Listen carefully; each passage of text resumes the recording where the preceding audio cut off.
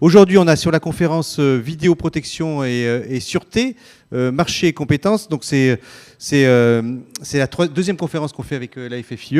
Et puis il y en aura deux autres, mais je vais laisser le soin à Pascal Teugen-Burger d'aborder ce sujet. On va vous passer la parole. Ça, c'est les partenaires qui participent à la conférence. Et vous avez les différentes personnes qui vont... un trombinoscope des intervenants, et c'est un grand plaisir des conférenciers qui sont avec nous, avec vous, cher public, aujourd'hui. Peut-être on peut tout de suite commencer par un petit tour de table avec d'ailleurs Arnaud qui est à distance de présentation. Puisque Arnaud est à distance à Marseille. Je ne sais pas, Arnaud, s'il fait la même température à Marseille qu'à Paris, puisqu'on a fait le choix, Président, ce qu'on ne vous a pas dit, c'est qu'on a fait le choix d'être en forme de sobriété sur cette salle. On a ouvert les portes, on a coupé la clim, et il fait quand même très chaud, il fait plus de 30 degrés dans la salle. Quelle température fait-il à Marseille, Arnaud ? Il fait 30, pas loin, 32, 33. Ouais, il fait très chaud. À peu près la même chose. Donc on fait ce tour de table de présentation. Alors pour vous présenter, Arnaud. Oui, donc Arnaud Brouquier, je suis président de l'ANITEC, qui est l'Alliance nationale des intégrateurs de technologie. Donc tout ce qui va être sûreté, sécurité, réseau, télécom. Voilà, donc parallèlement, je suis aussi dirigeant d'entreprise. Et en effet, je suis basé à Marseille et également dans le Vaucluse. Voilà. Très bien. Merci Arnaud. Ravi de vous avoir. Ensuite, Jean-Philippe. Oui, bonjour, Jean-Philippe Wilsteg. Donc moi, je suis président de Simonsos Technologies France. Nous sommes basés pas très loin d'ici, à Noisy-le-Grand.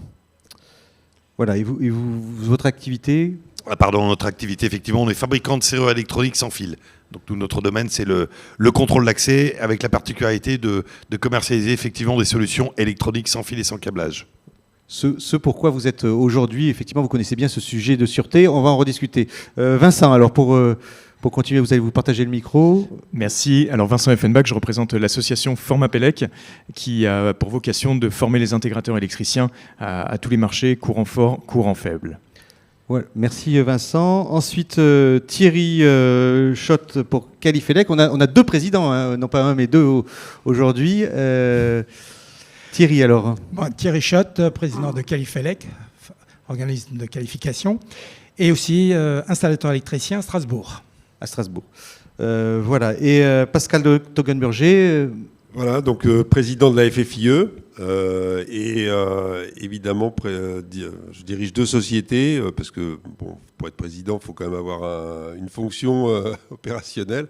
Donc une d'équipement électrique à Troyes et une d'équipement de borne de recharge à Boulogne-Billancourt.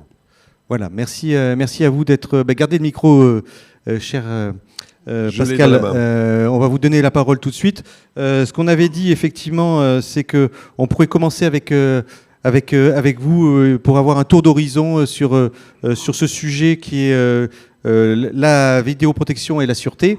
Protection des personnes et des biens, comme on met.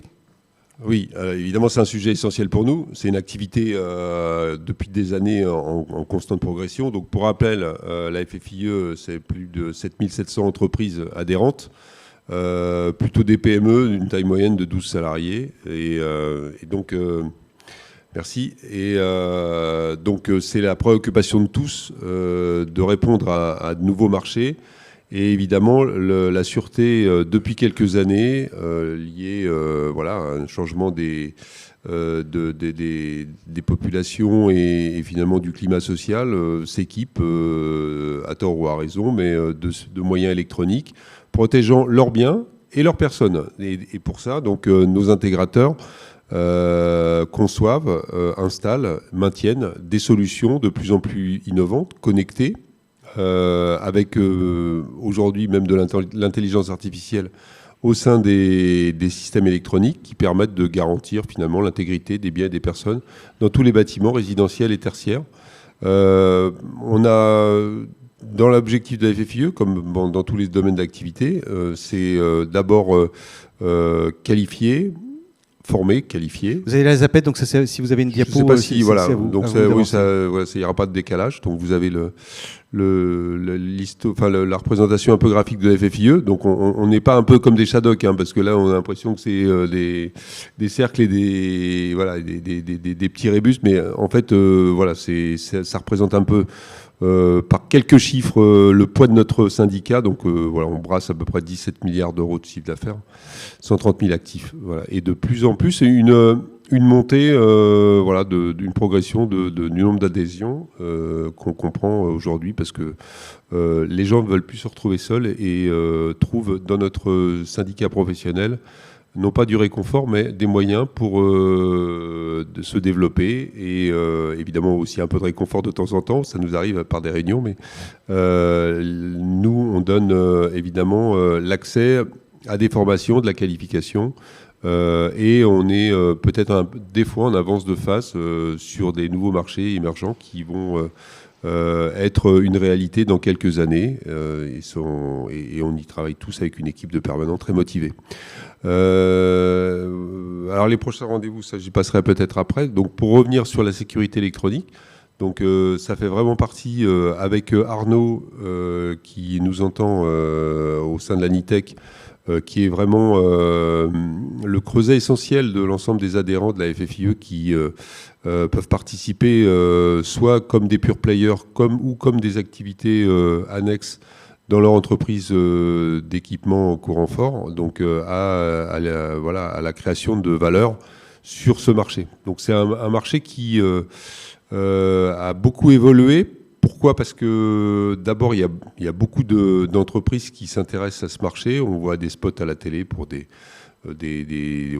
prestations parfois similaires. Bon, nous, la différence, c'est qu'on est vraiment sur une population d'entreprises qualifiées et qui font valoir finalement leurs compétences sur des marchés parfois nouveaux comme les bureaux de tabac, là, puisque on a réussi à la FFIE à faire reconnaître la qualification Qualifelec Sûreté comme moyen d'agrément, parce que voilà, pour que ça soit ouvert et que les gérants de bureaux de tabac puissent avoir une offre complète et diversifiée avec des installateurs proches de chez eux. Donc on fait avancer un petit peu les choses voilà, par ces qualifications. Je dirais que c'est quand même un marché qui va se développer et je pense qu'il va être encore en croissance pour de nombreuses années. D'une part parce qu'il y a beaucoup de gens qui n'ont pas de sécurité électronique chez eux et qui y réfléchissent et un accès à ce marché et à l'installation avec des coûts qui baissent de plus en plus avec des solutions un peu packagées. Donc je pense qu'il y a encore un bel avenir pour cette activité dans les années qui viennent. Voilà, il y a un marché qui effectivement se démocratise avec des solutions qui sont accessibles, plus complexes. On va en parler. Merci pour cette introduction. On a donc tout de suite Arnaud. On avait dit, pour faire un tour de table, que vous pourriez, Arnaud, nous faire un retour d'expérience sur les attentes du client et quel est cet état des lieux de ce marché que vous constatez, sur lequel vous opérez, vous, au quotidien. Oui, en effet. Donc, comme le disait Pascal, l'Anitech travaille en étroite collaboration avec la FFIE depuis plusieurs années. Et on va dire qu'on est un peu le laboratoire expérimental de la FFIE sur notamment des sujets de sûreté et sécurité. Donc, au niveau des retours d'expérience, alors oui, en effet, ça se démocratise. Mais moi, je dirais que aujourd'hui, la sûreté et sécurité et dans les années à venir, va devenir une véritable activité de spécialiste. Je m'explique. C'est-à-dire qu'aujourd'hui, quand on parle de sûreté électronique, on parle de vidéoprotection, on parle de contrôle d'accès et on parle d'alarme anti-intrusion. Je ne parle pas de détection incendie, ça c'est encore autre chose. Sur la sûreté électronique, aujourd'hui, donc il y a ces trois piliers-là. On y a greffé ces dernières années la cybersécurité, avec tous ces on va dire la façon de gérer et de sécuriser les données que ces systèmes de vidéoprotection contre l'accès intrusion génèrent. On a greffé aussi la partie supervision, avec ces logiciels-là qui doivent être mis en œuvre, etc. Et on a aussi la partie hypervision qui est capable de contrôler tout ça. Donc, oui, ça se démocratise, mais je crois que avec l'arrivée aussi de l'intelligence artificielle et d'un nombre incalculable de fonctionnalités dans tous ces systèmes-là, on va, je pense, dans les prochaines années, avoir des entreprises qui vont se spécialiser vraiment sur tel ou tel domaine, sur telle ou telle fonctionnalité d'usage. Je pense qu'on va s'orienter vers une démarche, et c'est en tout cas moi ce que je constate sur le terrain, vers vraiment une démarche orientée usage, orientée besoin utilisateur, sur la fonctionnalité dont le client a besoin. Oui, justement, alors Arnaud, les clients que vous avez, alors il y a différents types de marchés, hein. Il y a le logement, le tertiaire, on parlait des bureaux de tabac. Vous travaillez, j'imagine, avec tout type de clientèle. Il y a les collectivités, bon ça c'est une typologie de clients. C'est quoi les besoins qu'il y a aujourd'hui et quand ils viennent vous voir, qu'est-ce qu'ils demandent en premier? Est-ce qu'ils demandent de maintenir des systèmes, de remplacer des systèmes qu'ils ont, de mettre en place de nouvelles fonctionnalités, ou ils sont un peu en mode découverte, ils connaissent pas vraiment ce qu'ils peuvent faire? Je trouve qu'au niveau des clients, il y a quand même un niveau de connaissance qui, avec Internet, etc., forcément, c'est élevé. Donc, on a affaire de plus en plus, nous, à des gens qui s'y connaissent vraiment. Les DSI, les directeurs de sûreté, etc., ont vraiment, je trouve, monté leur niveau ces dernières années, et tant mieux, parce que ça fait avancer la profession. Mais vraiment, ce qu'ils attendent, honnêtement, c'est des gens qui maîtrisent la technique, mais ils vont aussi attendre un interlocuteur unique de proximité. Ça, c'est vraiment, c'est assez avéré. Ils vont pas forcément chercher des grandes enseignes, des grandes entreprises nationales ou internationales. Ils vont plutôt chercher l'entreprise à taille humaine et qui est capable d'être réactive en cas de dysfonctionnement. Parce que je rappelle que tous ces systèmes-là restent de l'informatique. Et forcément, ils vont, à un moment donné, tomber en panne ou dysfonctionner. Donc, il faudra qu'il y ait une entreprise qui était là en amont, pendant la phase déploiement, mais surtout derrière sur la partie maintenance. Oui, il y avait des enjeux. Mais ça, les enjeux de maintenance, ils avaient lieu sur y compris sur de la mécanique, hein, des choses et de la maintenance, elle s'opère à la fois sur la mécanique et sur le numérique, pas de la même manière, mais en tout cas, c'est le même processus, non? Alors, c'est le même processus, oui, sauf qu'il y a une notion d'instantanéité qui s'est décuplée ces dernières années à tous les niveaux. Donc, il faut être beaucoup plus réactif qu'avant. Et aujourd'hui, être réactif sur ces domaines-là, c'est aussi être capable d'avoir une organisation d'entreprise, capable de prendre, des techniciens capables de prendre la main à distance instantanément, d'analyser, de faire un diagnostic, soit de réparer, de dépanner à distance, soit rapidement d'envoyer un technicien sur site. Donc, il y a cette partie-là, on va dire domaine par domaine, contrôle d'accès, vidéoprotection, intrusion.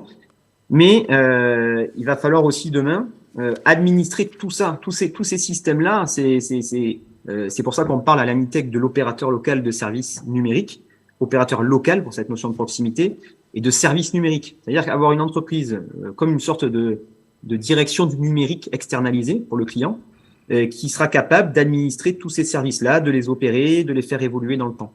Donc, il y a la maintenance, mais il y a aussi l'accompagnement dans le temps de ces systèmes-là qui est à prendre en compte. Voilà, on va revenir à vous, Arnaud. On continue ce premier tour de table.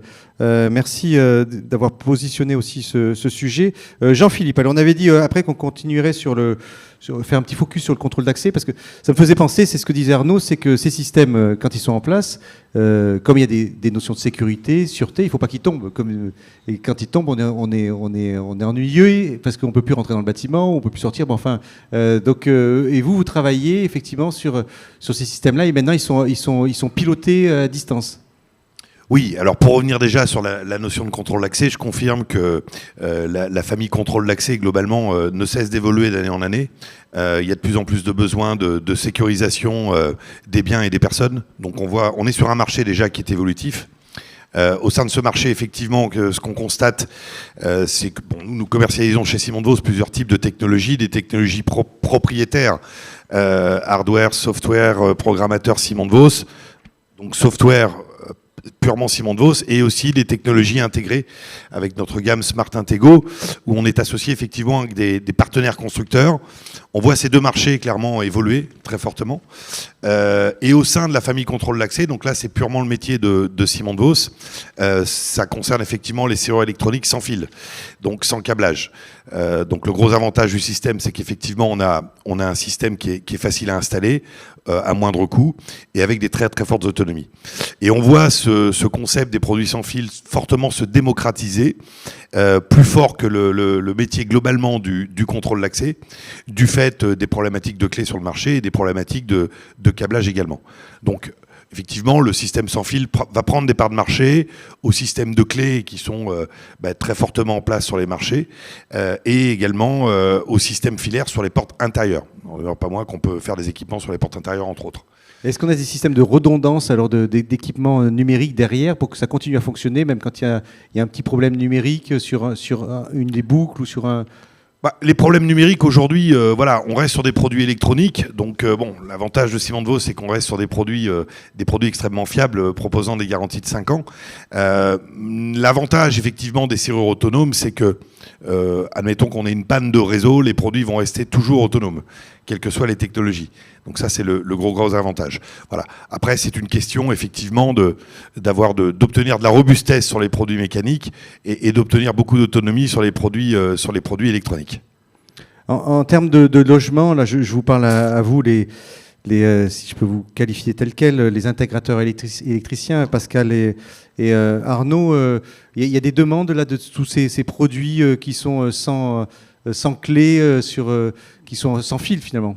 Oui, de plus en plus. Alors déjà dans le système locatif, c'est vrai que c'est un système qui s'est démocratisé, enfin qui s'est répandu parce que on peut louer facilement son appartement ou sa maison à distance en pilotant l'accès simplement de la porte d'entrée. Et évidemment, c'est un confort aussi de pouvoir accéder à son logement personnellement sans avoir de clé, parce que c'est vrai que je trouve que c'est un peu archaïque la clé mécanique. D'abord, c'est toujours le jeu du chat et de la souris, c'est copiable, pas copiable. Enfin, il y a aussi une question de sécurité, et que l'électronique permet finalement une mobilité de ne pas avoir de clé et d'avoir simplement sur une application smartphone la possibilité d'ouvrir à distance ou devant chez soi.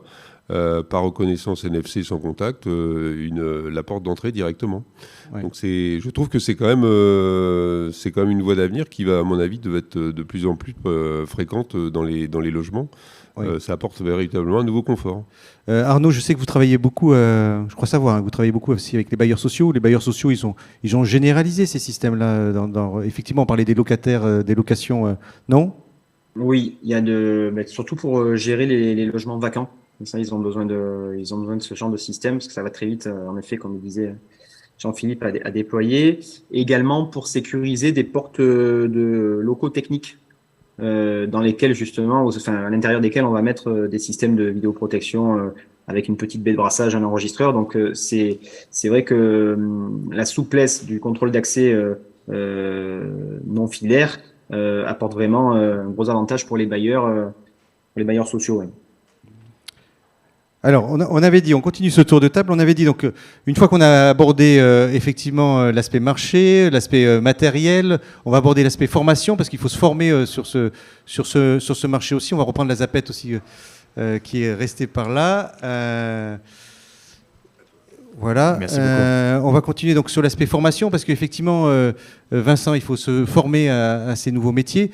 On aurait pu faire d'ailleurs en écho, tu as posé la question à Arnaud. On avait dit qu'on en parlerait, il va revenir Arnaud une seconde. C'est Arnaud, la question qu'on peut se poser, c'est est-ce que n'importe quel installateur, intégrateur électricien, qui n'est pas forcément sur ce marché, il peut y aller, et comment il peut y aller finalement? Ouais, pour y aller, en effet, c'est déjà d'avoir du personnel formé. Ça, c'est évident. On peut pas y aller comme ça en claquant des doigts. Alors oui, on peut se former avec l'aide des fabricants, qui proposent de très bonnes formations. Ça c'est un premier point, mais après il faut aussi quand même un peu de théorie et de pratique, notamment aujourd'hui nous, ce qui nous manque sur ces métiers-là, donc historiquement ce sont des techniciens plutôt électroniques, mais qui aujourd'hui ont plus une double casquette de technicien électronique, électrotechnique et informaticien réseau. Donc aujourd'hui, un technicien en sûreté qui sait pas faire de réseau, aujourd'hui, il sait plus rien faire. Enfin, c'est compliqué. Donc ça, c'est le premier point. C'est aider les techniciens électrotechniciens à devenir aussi électrotechniciens réseau. Et l'étape d'après, mais on en parlera peut-être tout à l'heure, ça sera aussi demain d'avoir des techniciens capables de faire clairement de la prog, hein. De la prog, de logiciels de supervision, d'hypervision, voire même demain des développeurs. La prog, c'est-à-dire la programmation. Hein. Programmation informatique. Ouais. Jargon. Voilà, donc effectivement, il y a une montée en puissance des compétences où il faut basculer sur le numérique et il faut aller verser aussi jusqu'à la programmation. Donc finalement, c'est des développeurs, hein, presque. Alors, ça sera dur d'avoir on va dire, une seule et même personne qui maîtrise la totalité, et ceux-là seront, à mon avis, très rares et donc très chers. mais il faut arriver à constituer une équipe capable de couvrir en effet tous ces domaines-là. Et je pense que Format Pélec va pas nous contredire là-dessus. Ah ben voilà, la parole, la transition est faite pour Vincent sur effectivement les formations que vous pouvez proposer, auxquelles peuvent accéder les intégrateurs électriciens. Merci. Oui, alors pour reprendre la genèse de Format Pélec, en premier lieu, c'est une association créée en 1972 par la FFIE et le CERS, loi 1901. Donc on est vraiment dans une association et la mission principale c'est de former les intégrateurs électriciens au courant fort et courant faible. Donc pour rappel pour ceux qui nous ont rejoints et qui ne nous connaissent pas, c'est 3 agences implantées en France, une sur Cachan, une dans le Rhône-Alpes sur Dindilly et une autre sur Pont-du-Château, avec en moyenne 30 collaborateurs, à peu près 12 000 stagiaires par an et enfin ça véhicule 2000 formations en moyenne par an. Donc ça c'est pour retracer. Première spécialisation, bien sûr, les intégrateurs électriciens sur un métier qui évolue. On dit bien aujourd'hui intégrateur électricien et quand j'écoute le président Pascal et Arnaud, on entend que le métier ne cesse d'évoluer. Et à la rigueur, je vais me tourner à ma droite, mais sur des produits qui évoluent, aujourd'hui on pourrait se dire pourquoi un électricien pourrait installer une serrure aujourd'hui qui est sans câblage, pourquoi appeler un électricien après tout. Mais on entend aussi qu'il y a cette qualité de service, il va falloir maintenir, on va se retrouver dans des habitats qui vont être connectés, où il reste de l'électricité, et puis heureusement, nous ne sommes pas encore dans un monde qui a complètement bougé, donc il y a aussi toutes ces anciennes installations. Donc pour présenter le pôle de compétences de Format Pélec, c'est bien évidemment la sécurité, donc tout ce qui est habilitation électrique, tout ce qui tourne autour des travaux sous tension, le bâtiment connecté, ce qui est en train d'être évoqué en ce moment, les réseaux de communication type fibre optique, les infrastructures de distribution, que ce soit les bornes RVE, le panneau photovoltaïque, jusqu'à l'éclairage public, le contrôle de la signalisation tricolore, donc ça c'est les feux que vous avez en circulation, et enfin le management et la gestion des chantiers. Donc c'est vraiment une offre complète pour nos chers intégrateurs électriciens de maîtriser ce pôle du génie électrique. Si on refait un focus sur ce tour de table, eh bien on va commencer par le contrôle d'accès. Avant de rentrer dans un bâtiment, c'est généralement ce qu'on retrouve, le système d'interphonie, le badge Vigic pour accéder à son appartement ou à un hall sécurisé. Ensuite, on arrive sur les systèmes d'alarme anti-intrusion et ensuite on va jusqu'à la vidéoprotection. Vous voyez qu'en bas, il y a une longue barre qui reprend ces 3 modules qui s'appellent le SU 3300. Je rentrerai en détail parce que Arnaud l'a très bien signifié. Aujourd'hui, on a besoin d'un interlocuteur unique pour le client. Même si on se dirige vers des métiers de spécialistes, on a quand même besoin à un moment d'avoir une personne et pas 15 autour de la table. Donc Format Pélec apporte une formation à un autre niveau pour les conducteurs de travaux, les chefs de chantier, pour dominer ces 3 compétences. Alors, un petit peu de publicité quand même. Le contrôle d'accès, que ce soit pour les alarmes ou pour la vidéoprotection, les formations de Format Pélec s'adressent à un public de techniciens en premier lieu, mais aussi de chargés d'études, de chargés d'affaires. Là, dans ce cadre-là, typiquement, on est sur une formation technique pure et dure, avec une partie de connaissance de l'architecture, du monde du contrôle d'accès, donc que ce soit les différentes marques, parce que c'est ça aussi la spécificité de Format Pélec, c'est de ne pas former que sur un protocole ou que sur une marque, mais bien sûr l'offre du marché.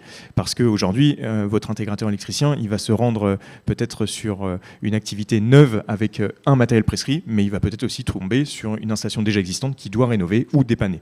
Donc le but, c'est de voir tout ce qui existe aujourd'hui sur le marché, de ce qui est entre guillemets le plus vieux jusqu'aux dernières techno. Et donc les formations sont didactiques, en partie théorie, et après bien sûr sur des aspects très pratiques. Donc vous le voyez entre autres à l'écran, le temps est divisé par 2 sur l'aspect théorie et pratique, parce que les deux viennent à se compléter sur ce genre de formation.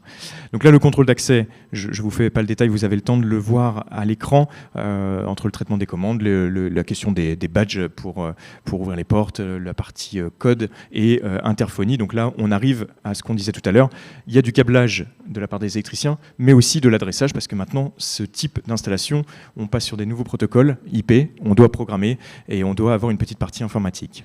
Je vais faire juste j'ai une question qui est tombée, donc c'est sur Oui, les contrôles d'accès. Je la pose. La question, c'est pour dans les copropriétés, est-ce qu'il faut louer ce matériel ou acheter ce matériel? Parce que c'est des matériels qui ont de l'obsolescence. Alors peut-être, je parle à vous qui êtes fabricant.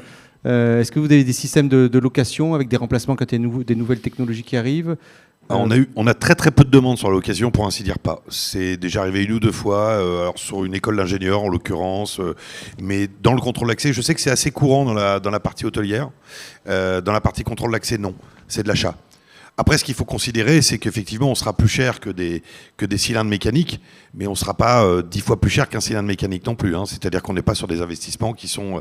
mais c'est surtout, il faut voir le résultat que ça peut apporter, la satisfaction et le bien-être, en fait, au bout du compte. Oui. Est-ce que, Arnaud, sur vos clients aussi, il y a des questions d'achat et de location de matériel? Alors honnêtement, nous on essaie au niveau de l'ANITEC, nous c'est les adhérents de l'ANITEC. La politique, c'est de proposer les deux aux clients. Dire, on reste souple et agile, on est proche de vous et on répond à vos besoins. Donc, si vous voulez faire un financement, on fait en financement, en location, ou alors on fait cash. Tout dépend vraiment du besoin du client. Oui. Là, ça, après, on est souple, mais l'idée, quoi qu'il en soit, derrière, c'est de proposer forcément un contrat de maintenance ou un contrat d'accompagnement technologique pour justement gérer toutes ces évolutions-là, quoi. Parce que c'est là qu'est le vrai enjeu. Là, maintenant, c'est donc la compétence. Je reviens à Vincent, là, qui va reprendre le micro avec... merci Arnaud pour cette précision.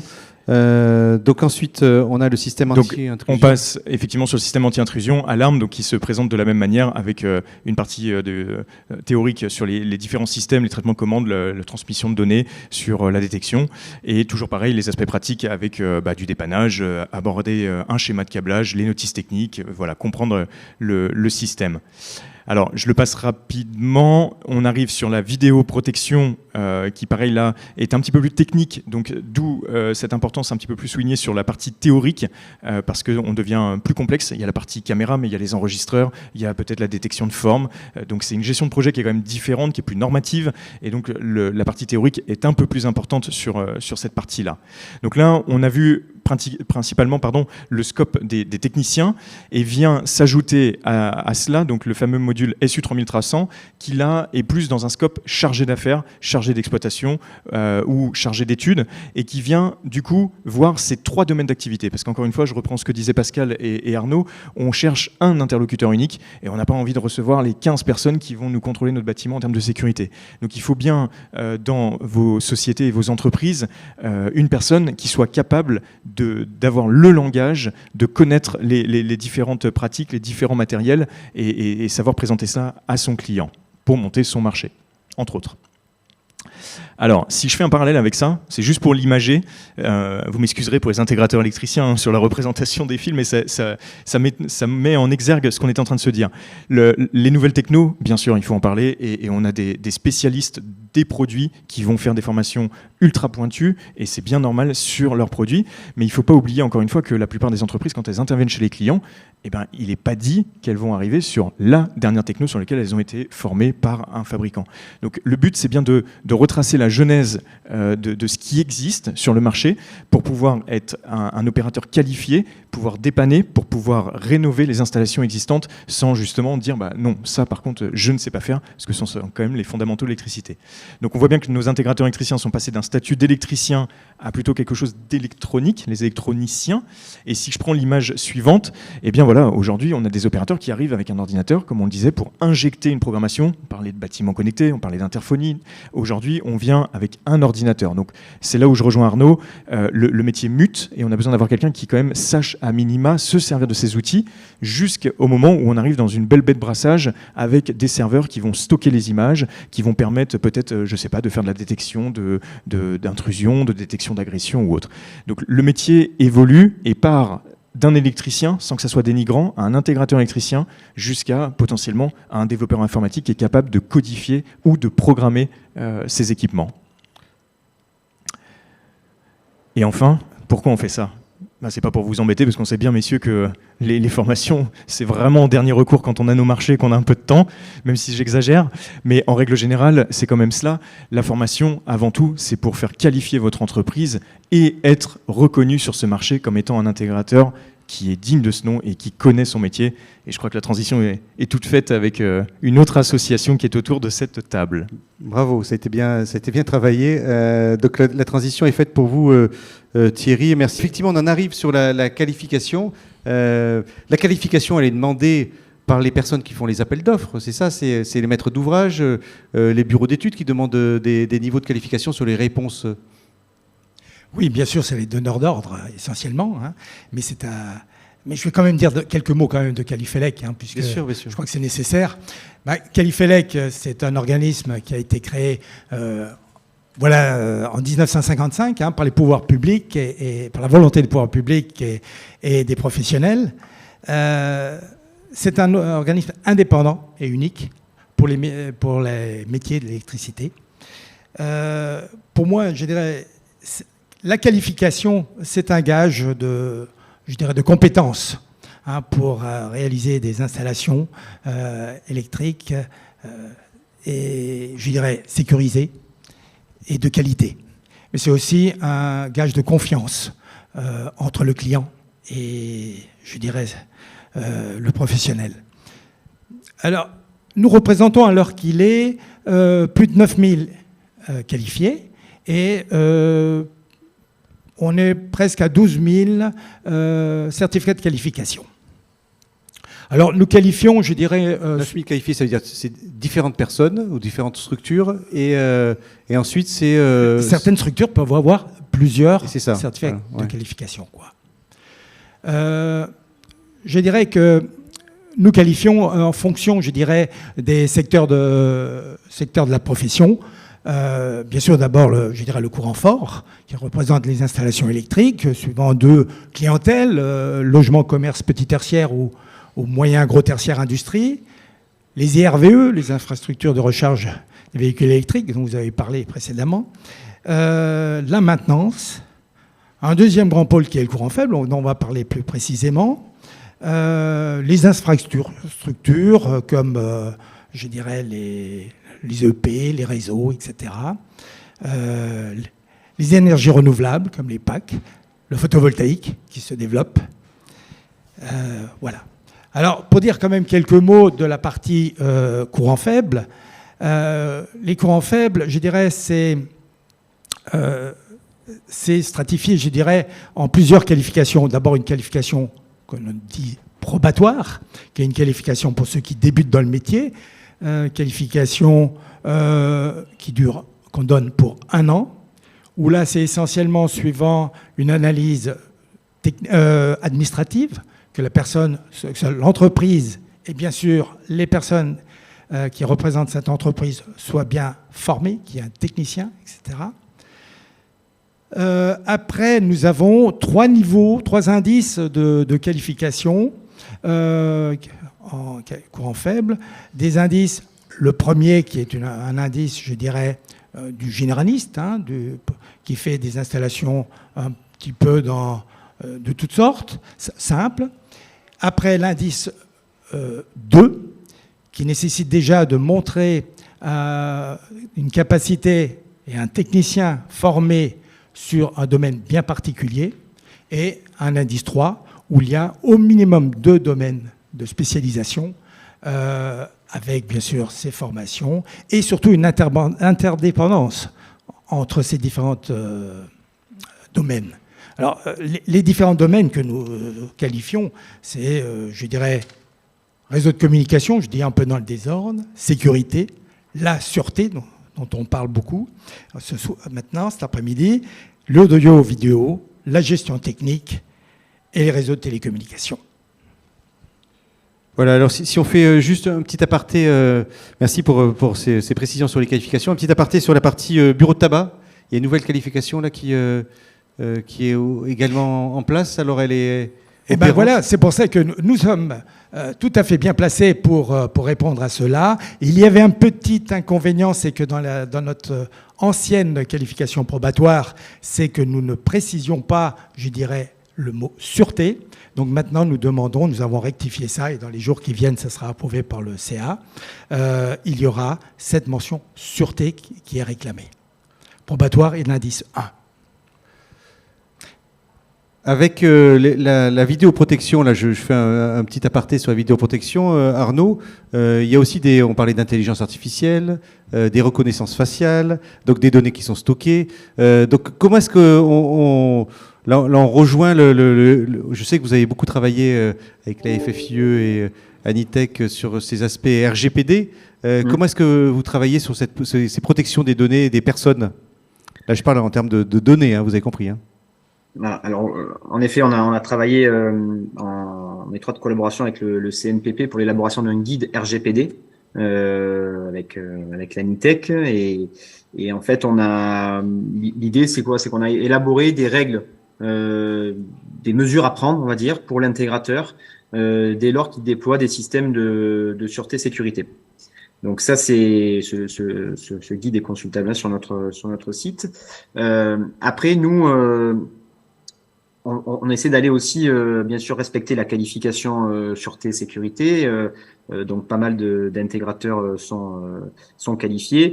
Et pour aller plus loin, on se penche aussi sur la partie certification avec justement l'APSAD et le CNPP.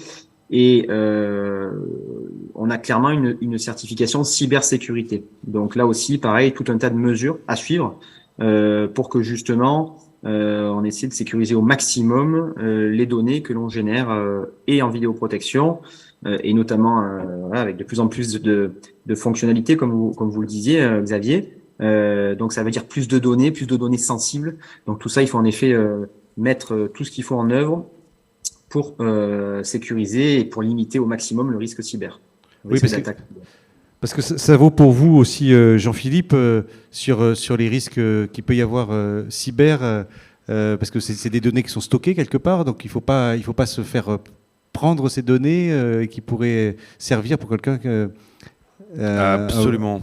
Ah non, c'est fondamental. Donc effectivement, il y a plusieurs types d'attaques et de copies. Hein. Il y a l'identifiant, la carte, effectivement. Donc on préconise du MyFair Desfire. Puis ensuite, il y a les serrures. On préconise on préconise effectivement des systèmes MyFair Desfire, hein, des systèmes RFID, mais qui permettent de protéger effectivement les données qui sont inscrites sur les cartes, par exemple les identifiants.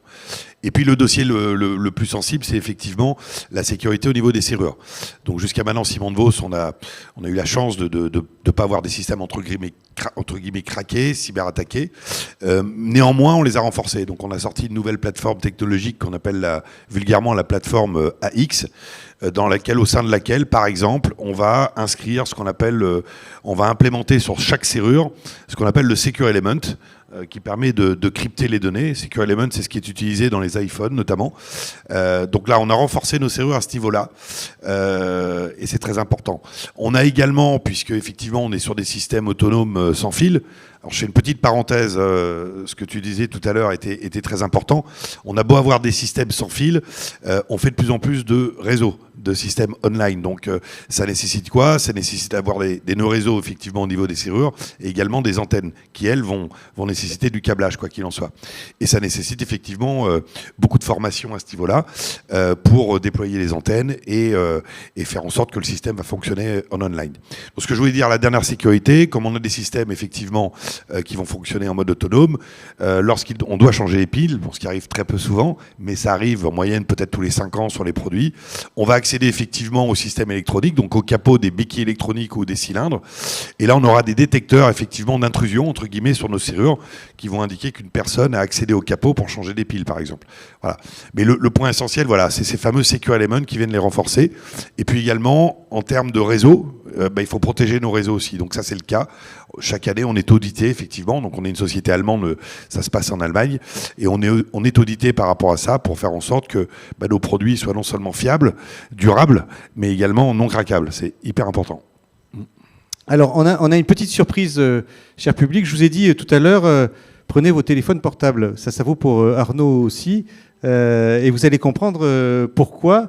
C'est une nouveauté qu'on fait dans le grand circuit. C'est un petit jeu, un petit quiz. Donc je vous laisse prendre vos téléphones portables. Et ça marche aussi pour le public à distance. Donc vous voyez, vous avez un QR code. On va afficher plein écran le QR code, Benjamin, pour que tout le monde puisse le scanner correctement. Voilà. Vous avez le QR code. Donc vous scannez le QR code. Là, je vous vois, vous êtes en train de...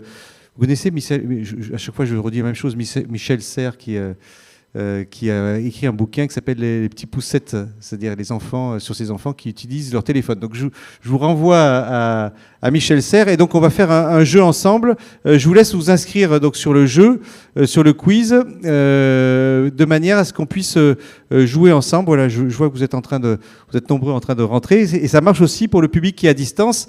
C'est ça qui est amusant, c'est que à distance, vous savez, ils ont leur téléphone portable aussi. Ils regardent la conférence sur leur écran d'ordinateur et ils scannent le QR code sur l'écran de l'ordinateur. Donc c'est pour vous obliger à utiliser tous les supports que vous avez. Allez, on est à peu près rentré, quelques-uns à être rentrés dans le jeu. Benjamin, on va avancer, puisque moi ça, je ne peux pas le faire encore. Et on va commencer le jeu en mettant un petit peu la musique et avec quelques questions qui vont avoir lieu. Attention, alors ce que je vous ai pas dit, c'est il faut répondre le plus rapidement possible avec les réponses justes. Et là, on a le plus de points possible. Hein. Quelle part du chiffre d'affaires du système de sécurité pèse-t-il dans le secteur de la sécurité en France ? Alors, si on peut remettre la question, Benjamin, parce qu'on est caché là. Non, voilà, c'est allé très vite. La bonne réponse était 19,5%. Quelle part du chiffre d'affaires du système de sécurité pèse-t-il dans le secteur de la sécurité en France, les systèmes de sécurité. Hein. Vous voyez, c'était un peu compliqué. Tableau des scores. Allez. Xavier, oui. Parce que la sécurité, c'était la sécurité au sens large, y compris la sécurité humaine, c'est ça ? Oui, c'est ça. Ok. C'était la sécurité au sens large. Hein. Alors, ensuite, deuxième question. Ça, c'est tableau des scores. Donc ça, c'est Axel qui est pour l'instant 826 points. Donc je rappelle qu'il a répondu le plus rapidement et la réponse juste. On continue sur la deuxième question. La première était un peu compliquée. Si un commerçant installe des caméras dans une zone non couverte au public, comme une zone de stockage, il doit prévenir. Et là, vous avez 3 réponses, pardon. Je vous laisse noter. 10 secondes, 2 secondes, 1 seconde. Top! Alors, non accessible au public, les salariés ou les délégués du personnel. C'était la bonne réponse. Vous êtes 12 à avoir répondu ça. On va voir qui est-ce qui va répondre. Ah, voilà, ça c'est Grady, effectivement, qui remonte. Est-ce que Grady est dans la salle ? On l'a avec nous ? Non, il n'est pas dans la salle. Il est à distance, Grady. On pourrait faire d'ailleurs 2 équipes. Vous savez, sur ce jeu-là, on peut faire des équipes. Hein. Équipe des présentiels contre les distanciels. Ça serait pas mal d'ailleurs de faire ça la prochaine fois. Il a été très rapide. T'es allé très vite. Avant d'installer un système de vidéosurveillance, une analyse d'impact à la protection des données est obligatoire dans tous les cas, facultatif, 10 secondes, hein, obligatoire à l'établissement reçoit du public. Si l'établissement reçoit du public. Voilà, bonne réponse, obligatoire si l'établissement reçoit du public. Ça, c'est la bonne réponse. C'était pas obligatoire dans tous les cas. Et voilà pour cette réponse. Alors le podium, voilà, 3e, vous voyez, il n'y a pas énormément de questions. Philo, 2e, Grady, ah voilà, qui est quelqu'un qui est passé devant. Effectivement, le premier qui a gagné, c'est Yves L. Est-ce que Yves L est dans la salle ? Non, il n'est pas dans la salle, c'est une personne à distance. Bravo Yves pour avoir remporté ce podium et avoir battu tout le monde, y compris ceux qui sont sur la scène, les conférenciers. Et dans la salle, vous avez du talent pour les quiz, tout au moins. Alors, pour continuer sur ce sujet, c'est amusant hein, ce petit quiz. Ça remet un petit peu d'agilité sur nos sujets. Ce que je voulais poser comme question, effectivement, vous êtes Thierry aussi installateur, et puis vous êtes sur les qualifications. On a la chance de vous avoir avec nous. Moi, la question que je me posais en termes de qualification, là j'élargis un peu le sujet, c'est quoi les qualifications aujourd'hui qui sont le plus demandées par les intégrateurs électriciens et quelle part représente à peu près la sûreté vidéoprotection dans votre activité globale? Vous me posez une petite colle quand même, parce que je n'ai pas ce chiffre forcément. Mais ce que je sais, c'est qu'il est en augmentation et nous devons le développer.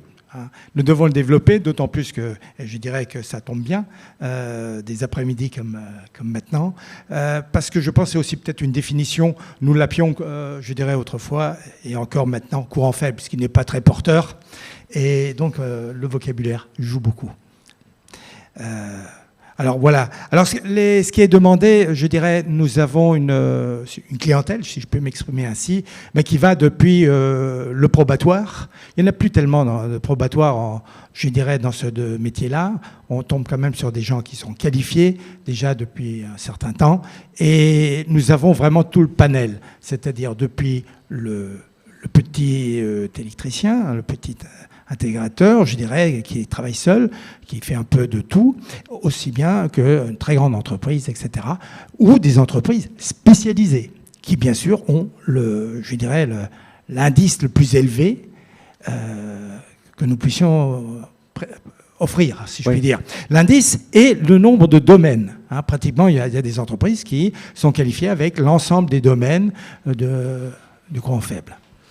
Sur la partie, si on regarde toutes les qualifications confondues, on parlait photovoltaïque tout à l'heure en aparté, c'est quoi les qualifications aujourd'hui qui sont le plus demandées Actuellement, ce qui est le plus demandé, ou qui est très porteur, c'est les IRVE, évidemment. Ça, il y a une obligation qui fait que, de toute façon, oui.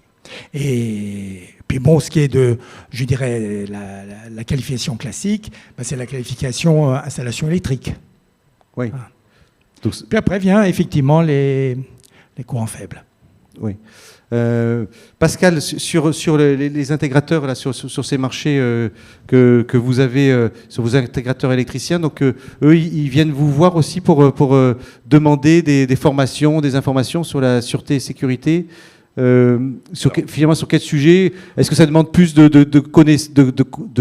d'assistance, ou c'est l'IRVE, ou c'est le photovoltaïque? Je sais qu'il y a plusieurs marchés sur lesquels vous pouvez aller. Oui, bien sûr. Mais d'une manière générale, en fait, nous, on intervient surtout sur l'organisation des formations, parce que quand on détecte un grand nombre de volontaires et une demande assez forte sur des thématiques, en fait, on organise en région ou à Paris, en fait, des formations collectives. On l'organise avec soit des constructeurs, il y a des avantages et des inconvénients en fait, ou alors soit avec des généralistes qui font des formations, qui peuvent évidemment répondre aux deux demandes, mais de toute façon, notre socle pour nous, et on le travaille de manière générale avec Format Pélec, je veux dire, on l'a créé pour ça d'ailleurs, dans le siècle dernier, donc en 1972, oui. Voilà, donc ça date un peu, c'est une vieille dame, mais qui fonctionne encore à merveille. Et évidemment, on a aussi des formations pointues spécialisées qui peuvent être faites avec un fabricant. L'avantage, c'est que c'est pointu, mais l'inconvénient, c'est qu'on reste lié au fabricant et qu'on ne peut pas en sortir sans aller faire une seconde formation chez un autre fabricant. Donc voilà, donc c'est pour ça que nous, on intervient sur des domaines assez nouveaux. Alors, on l'a fait dans les IRVE. En fait, on est facilitateur sur l'accès d'un marché. Parce qu'il n'y a pas que la formation technique à l'accès d'un marché, il y a aussi la formation administrative, l'ingénierie commerciale. On parlait tout à l'heure de financement, mais ça en fait partie. Parce qu'aujourd'hui, beaucoup de gens, beaucoup de clients demandent un financement, un package financement avec l'installation. Et évidemment, au-delà de l'installation et de la maintenance, il peut y avoir un bouquet de services, comme dans les IRVE. Voilà, il y a des opérateurs de charge qui n'existaient pas il y a quelques années et qui font un autre métier et qui répondent à une demande. Et c'est le rôle de la FFIE, c'est de mettre en avant et de propulser en fait nos intégrateurs sur des nouveaux marchés et en défrichant avec eux en fait les différentes étapes qu'il faut pour accéder au marché. Voilà, on va le faire pour le BAX, on va le faire pour la Silver Eco. Enfin, on a beaucoup de domaines. On a une richesse. On s'ennuie pas à la FFIE parce qu'il y a telle diversité qu'il y a beaucoup de choses à faire. Il y avait deux questions que je voulais vous poser. C'est la question interopérabilité. Effectivement, quand vous dites formation sur un système, et ça vaudra pour Arnaud aussi qui répondra, c'est les clients, ils ont différents systèmes dans leur bâtiment et comment on fait fonctionner ces différents systèmes. Et donc ça oblige à avoir des équipes qui sont capables de parler, de connaître ces différents systèmes. Et puis, je me souviens quand on faisait ces conférences avec, depuis longtemps, Philippe Riffaut qui est aussi avec nous avec nous dans la salle. Il y a quelques années, avec la FFIE, on se disait il y a des nouveaux marchés à prendre, il faut se battre pour prendre ces marchés. Et j'ai l'impression qu'aujourd'hui, pour les intégrateurs électriciens, c'est pas gagné, mais en tout cas, il y a une vraie bascule qui a opéré sur ces nouveaux marchés, ces nouvelles solutions. Donc, c'est grâce à votre travail. C'est le phénomène de l'élastique, c'est-à-dire qu'il y en a qui vont partir tout de suite, parce qu'il y a 20% de la population des intégrateurs qui ont bien compris qu'il fallait réagir tout de suite et prendre le marché tout de suite.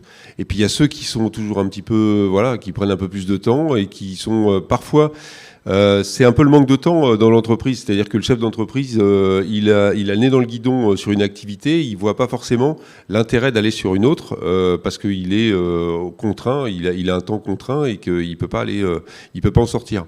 Moi, je conseille toujours aux entreprises, et puis il y a aussi le chef d'entreprise, c'est pas le seul, c'est le chef d'orchestre, mais derrière lui, il y a tous les musiciens, qui sont les techniciens et les encadrants. Et c'est parfois difficile de faire bouger les gens, parce qu'ils sont eux aussi contraints avec du temps et des réponses au quotidien à leurs clients. Et il est parfois, moi ce que je dis toujours, je l'ai vécu, mais il faut le faire aussi et le conseiller. Parfois, faire une rupture, avoir une activité dans la rupture, c'est-à-dire créer carrément une nouvelle boîte, embaucher de nouvelles personnes, rester le chef d'orchestre, mais pouvoir aller sur un marché émergent en fait qui n'a rien à voir ou qui est connexe à votre activité principale.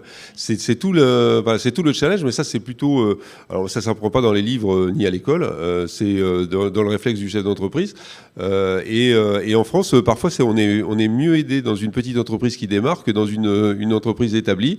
Je veux parler des aides par exemple, crédit d'impôt recherche, aide innovation, JEI, jeune entreprise innovante. Quand on veut embaucher des développeurs, c'est bien plus facile de les faire financer en fait à travers un crédit d'impôt recherche qu'une entreprise qui n'en a pas et qui est établie depuis plus de 10 ans.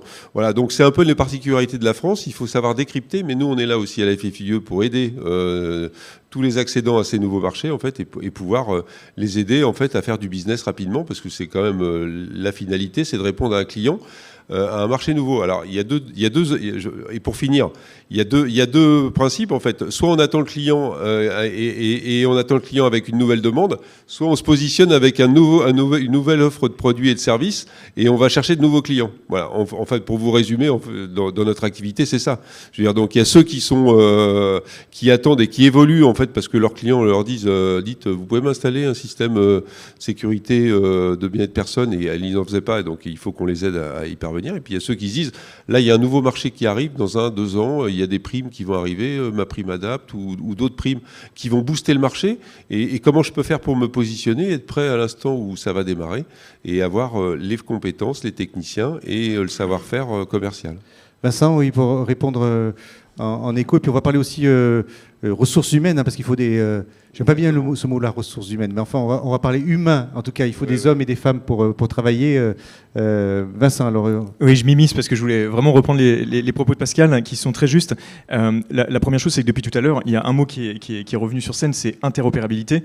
Et quels que soient les systèmes, du coup, il y a plusieurs fabricants. Donc malgré toutes les bonnes formations qui sont faites par les fabricants, j'ai eu une ancienne vie dans un business où j'étais industriel, je sais à quel point les formations sont ultra techniques et bien évidemment, elles permettent de très bien comprendre et d'assimiler la technicité du produit. Mais quand on va installer une solution complète, on est bien obligé de voir l'écosystème complet et de bien le maîtriser pour que ça fonctionne bien. Ça, c'est la première chose. Et la deuxième, c'est que, encore une fois, Pascal le disait à juste titre, c'est avec inertie parce que les industriels vont vite, ils développent des nouvelles technologies, ils prennent leur part de marché, ce qui est normal face à la concurrence, mais derrière, il y a toute une inertie. Il y a la société qui, elle, vit sur le business qu'elle a au quotidien et elle n'a pas forcément le temps d'être toujours dans la veille parce qu'il faut déjà faire tourner l'entreprise. Et donc la formation, à ce moment-là, vient au moment où le marché arrive dans l'entreprise. Et je ne pense pas qu'on me contredise là-dessus. On a répondu au marché, on l'a remporté, et d'un coup, on se rend compte que, boum, telle société est prescrite, et mince, je ne connais pas bien le produit, donc je me forme. Mais là, ce qui est intéressant de voir, c'est qu'effectivement, la FFIE travaille avec Formapelec sur ce sujet en disant, on package cette offre pour que les intégrateurs électriciens puissent être acteurs de ce changement et le proposer auprès des clients et ne pas justement le subir. Oui. Arnaud, on sait que les jeunes sont un peu technophiles. Là, je vous amène sur l'humain. Hein. Les jeunes sont un peu technophiles. Ça ne veut pas dire que les plus anciens ne le sont pas. Et donc, est-ce qu'aussi cette couche programmation, cette couche numérique, c'est pas aussi le moyen de séduire, hein, je parle aux chefs d'entreprise, hein, là que vous êtes tous autour de la table, de séduire une population qui pourrait vous rejoindre pour venir travailler, parce qu'aujourd'hui, il y a des difficultés à recruter des compétences et des personnes pour travailler dans les entreprises d'intégrateurs électriciens. Alors oui, c'est un vrai sujet, le recrutement, je pense pour nous tous, hein, on en parle à chacune de nos réunions au sein de la FFIE et de l'ANITEC, c'est un vrai sujet. Je pense que ça ne nous concerne pas que nous, donc ça c'est assez rassurant, c'est un problème global. Et en effet, oui, comment demain attirer des jeunes qui ont envie de travailler, c'est pas évident. La partie développement, c'est sûr, attire plus. Pourquoi ? Parce que c'est quelque chose de développement informatique ou des solutions de supervision, etc., ou des applications tout ce qui est bande de recharge électrique, on en parlait tout à l'heure, sûreté et sécurité. Donc c'est un métier en effet qui peut être exercé en télétravail de n'importe où dans le monde. Et aujourd'hui, beaucoup de jeunes veulent un boulot avec le moins de contraintes possible et pouvoir voyager pendant qu'ils travaillent. C'est un nouveau concept qui est en train d'arriver, mais c'est bel et bien réel. Et la difficulté dans nos métiers, c'est que oui, on va avoir besoin de ce type de profil demain, mais il faut pas oublier qu'on a un métier, au niveau des intégrateurs, on a un métier de terrain. Le terrain où il va falloir quand même déployer des systèmes de sûreté, parce que c'est le sujet du jour, chez nos clients. Et ça, on pourra pas le faire à distance. Donc, oui, on peut attirer des jeunes, mais par contre, il faut quand même qu'on attire des jeunes qui aient envie, et c'est ça qui est pas évident, d'aller sur le terrain pour déployer des câbles, mettre en service des caméras, du contrôle d'accès, etc. Donc, le moyen d'y arriver, c'est peut-être de prendre des apprentis et de les faire aller sur le terrain et de leur montrer que ils vont pouvoir aussi faire de la programmation. Mais ils sont déjà passés par le terrain, donc ils sont quand même assez sensibilisés sur le sujet. Oui, Pascal, sur la partie recrutement... Moi, je dirais qu'il y a une nouvelle entreprise qui naît. C'est le fait que les jeunes, on ne va pas espérer les faire... les garder 10 ans dans l'entreprise. Et ça, c'est une évolution qu'on mesure mal, mais comme disait Arnaud, c'est notre quotidien. Alors d'abord, ils veulent pas forcément travailler au bureau, ils veulent travailler chez eux, ils veulent travailler en mobilité. Ça, on comprend bien. Il faut qu'on puisse, si on veut attirer des jeunes dans nos professions, il faut aussi faire un pas vers eux et adapter finalement nos contrats de travail et nos modes de fonctionnement par rapport finalement à la nouvelle génération qui sera nos remplaçants dans quelques années. Et évidemment, pour l'entreprise, ce qui est essentiel, parce que vis-à-vis de ses clients, c'est la conservation de la valeur et des connaissances dans l'entreprise. Et alors, c'est pas anonymiser les personnes qui y passent, mais c'est contenir et garder en fait dans des données sensibles qui sont les codes d'accès, les schémas d'installation de sécurité électronique qui doivent rester dans l'entreprise sans qu'ils partent avec la personne qui va un jour s'en aller de l'entreprise.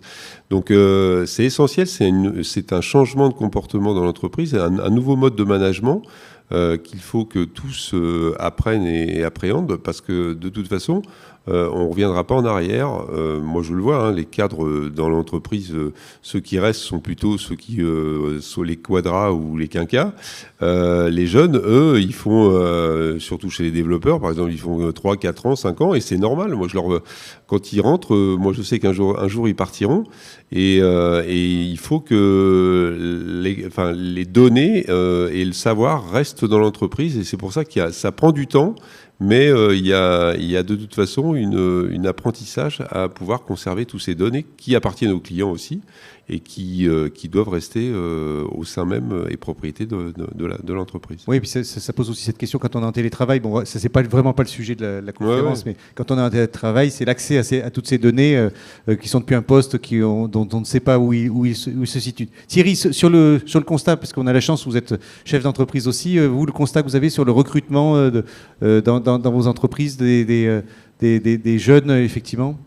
Oui, bien sûr, mais je dirais que je suis quand même assez optimiste, parce que j'ai réussi à en embaucher quand même plusieurs, et c'est très difficile, il faut les former soi-même, mais non, je crois que c'est... Est-ce que la partie numérique que vous pourriez leur offrir, c'est quelque chose qui les attire plus ou et donc ces métiers, on parle de sûreté et sécurité. Pas tous. Je dirais oui, il y en a, oui, mais pas tous. Il y en a qui le sont moins. Je crois que c'est ça un peu l'avantage de notre métier, c'est qu'il y a une forte diversité. Et je dirais oui, on en a quelques-uns. Et je dirais que c'est quand même un métier, je dirais, de gens connectés, comme dirait un de mes petits-fils, il est fier que son père soit très, très connecté. Non, mais je veux dire, ça, blague à part, c'est vrai que c'est quelque chose qui fait partie maintenant de la vie. Ouais.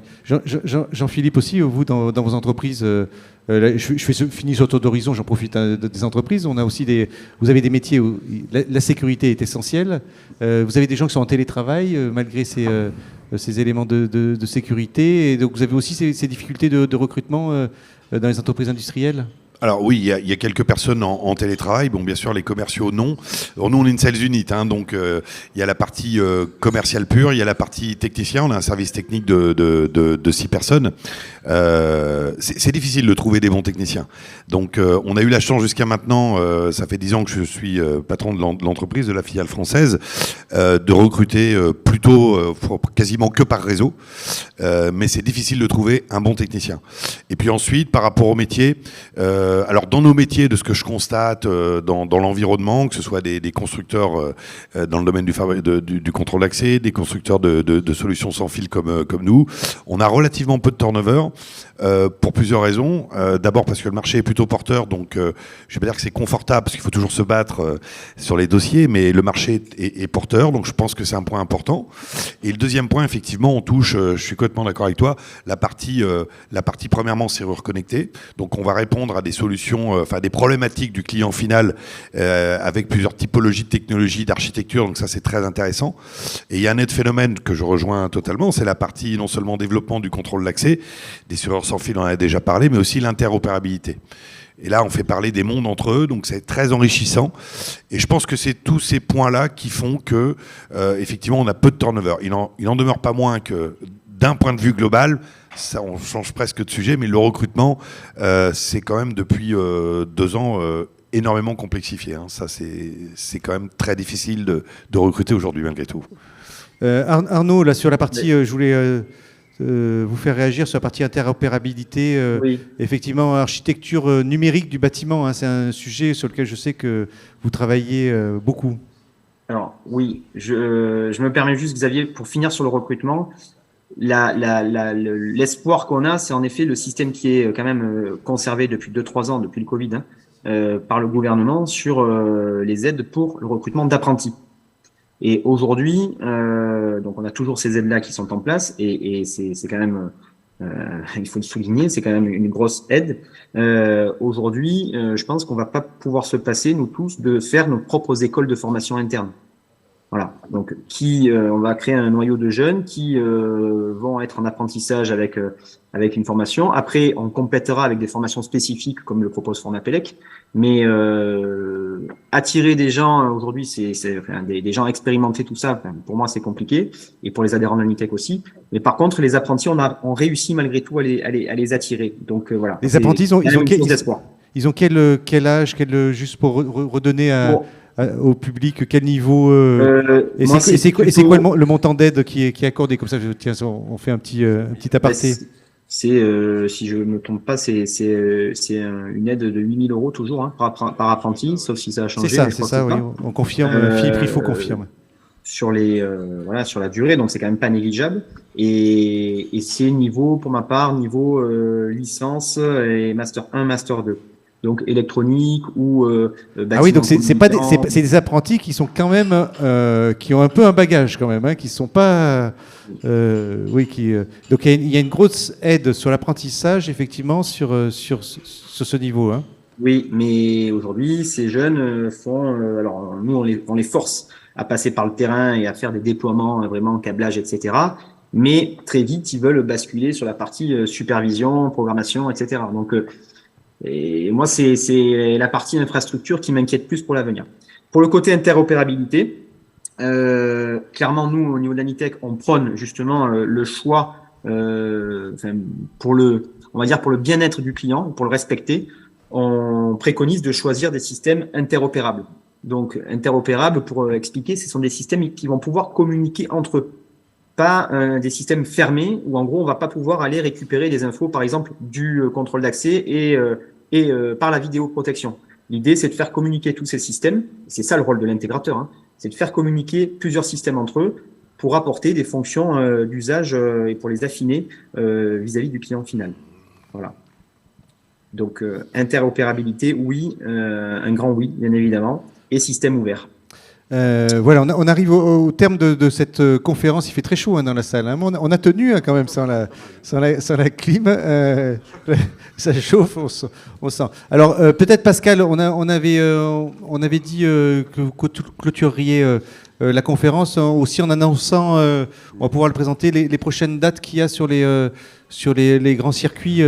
Les conférences qu'on a ensemble. Oui, j'ai les thèmes, mais pas les dates, mais il doit être sur le slide avec la zapette. Donc il y a d'abord, donc pour le deuxième semestre, hein, puisqu'on va avoir les congés là qui vont nous séparer, mais on va être d'abord une conférence sur la Silver Echo, donc le 20 septembre. La place des intégrateurs, vous savez que c'est un marché, j'en parlais tout à l'heure, avec des primes adaptes et finalement toute une filière qui a pris conscience que il fallait aller et développer des systèmes et les installer sur le maintien à domicile, sur la sécurité des personnes âgées. Voilà, ça fait partie un peu de la thématique dont on débat aujourd'hui. Et le bâtiment connecté, en fait, gestion et protection des données. Donc le 22 novembre, voilà, on est en train à la FFIE de mettre, et Arnaud l'a dit, donc une formation qui s'appelle Boss Manager, qui va être l'opérateur numérique de... Qui s'appelle comment ? Boss Building Operating System, donc on l'a appelé comme ça, mais c'est le gestionnaire pour l'imager. En fait, c'est la conciergerie numérique en fait du bâtiment, c'est-à-dire que c'est la personne qui va être formée pour maintenir et gérer tous les systèmes, toute la data des bâtiments. Et donc ça en fait partie, la protection des données. Nous, on va signer, je pense très prochainement, avec le syndicat de la cybersécurité, parce que quand on installe un système communicant, on a un devoir de conseil vis-à-vis de nos clients, et on est de plus en plus attaqué, agressé par un monde extérieur qui veut donc rentrer sur les systèmes communicants pour de la malveillance. Donc, on doit nous aussi évoluer en fait et avoir un guide de bonnes pratiques et des bonnes pratiques pour protéger nos clients dans le cadre des installations. Voilà le mot de la fin. Voilà pour le mot de la fin. Voilà, on peut les applaudir, tous les conférenciers, pour cette présentation. Merci à vous, cher public, qui était à distance et en présentiel.